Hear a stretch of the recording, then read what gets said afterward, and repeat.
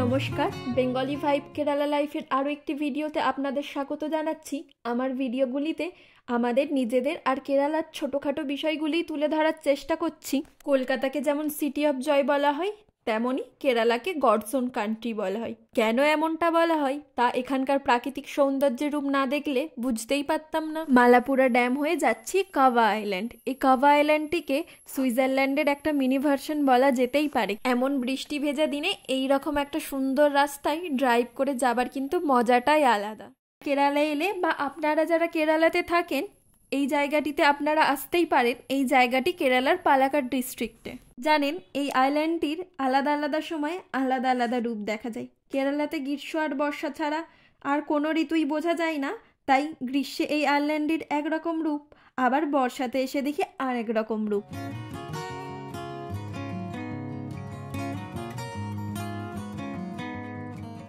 এই সময় এখানকার পাহাড়ি রাস্তা দিয়ে যেতে যেতে মাঝে মধ্যে এরকম জলের স্রোত বা ছোটোখাটো ঝর্ণা দেখতে পাওয়া যায়।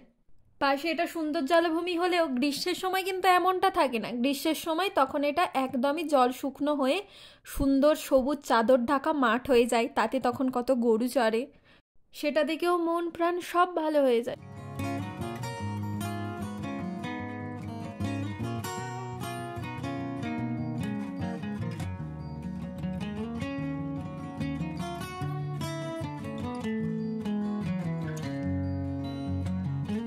যখনই উঁচু রাস্তা থেকে নিচু মাঠের দিকে বা জলাশয়ের দিকে নামা হয়, তখনই এই রকম বেশ ছোট ছোট অনেকগুলি জমে থাকা জলের ওপর দিয়ে গাড়ি পার করতে হয়। পরিবারের সবাই মিলে বেড়াতে বেরিয়েছিলাম। একটা গাড়ি আমার শ্বশুরমশাই চালাচ্ছিলেন আর একটা হাজব্যান্ড চালাচ্ছিল। তো এই গাড়ি পার করতে গিয়েই আমরা একটা বিপদেই পড়ে গিয়েছিলাম। পাপা কার নিয়ে এগিয়ে গিয়েছিল কিছুটা, আমরা আর পেছন পেছন না গিয়ে একটু ঘুরে যেতে গিয়েই গাড়ির চাকা পড়ে গেল কাদার মধ্যে।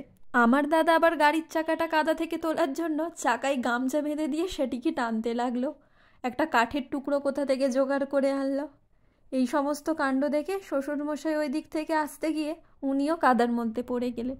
ওই যে নীল গেঞ্জি পরা ছেলেটি, ও আমাদের গাড়ি তোলার ভিডিও নেবে বলে সামনের দিকে যেতে গিয়ে ও কাদার মধ্যে পড়ে যায়। আর এইসব কাণ্ড দেখে আমি আর আমার বৌদি দুজনেই মুখ চেপে হাসছিলাম, কারণ হাসা মানেই দুজনের বকা খাবার মতো কাজ। সবাই চিন্তায় পড়ে গেছে, টেনশন করছে কিভাবে গাড়িটি বার করবে, আর আমরা কিনা দাঁড়িয়ে দাঁড়িয়ে হাসছি। শেষমেশ আমাদের গাড়িটি এইভাবেই উদ্ধার পায়।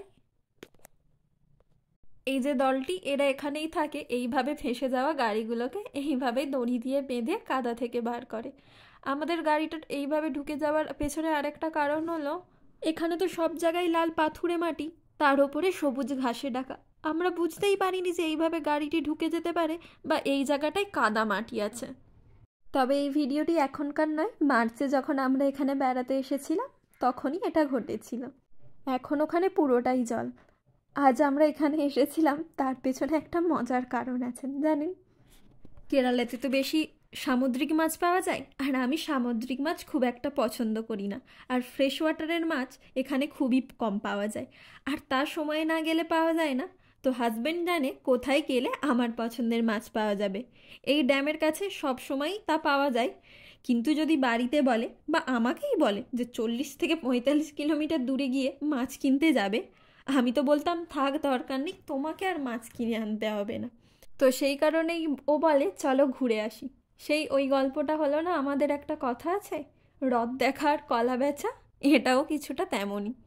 ক্ষমা চেয়ে নিচ্ছি, আমি না আপনাদের সাথে ড্যামের কোনো রকম ভিডিও শেয়ার করতে পারলাম না, কারণ ভুলবশত আমি ড্যামের ভিডিওটা ডিলিট করে ফেলি। আর এখানে যদি বেড়াতে আসেন, ড্যামের কাছে রোপওয়েও আছে, পাশে স্নেক পার্ক আছে, চাইলে আপনারা একদিনের মধ্যেই সম্পূর্ণটা ঘুরে দেখতে পারেন।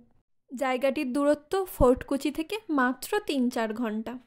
আজকের ভিডিওটা এই পর্যন্ত। ভিডিওটি কেমন লাগলো তা কিন্তু আমাকে কমেন্টে অবশ্যই জানাবেন। আর আপনারাও যদি কেরালা সম্পর্কে কোনো কিছু জানতে চান, সেটিও আমাকে কমেন্টে জানান, আমি সেই সম্পর্কে ভিডিও বানানোর চেষ্টা করব।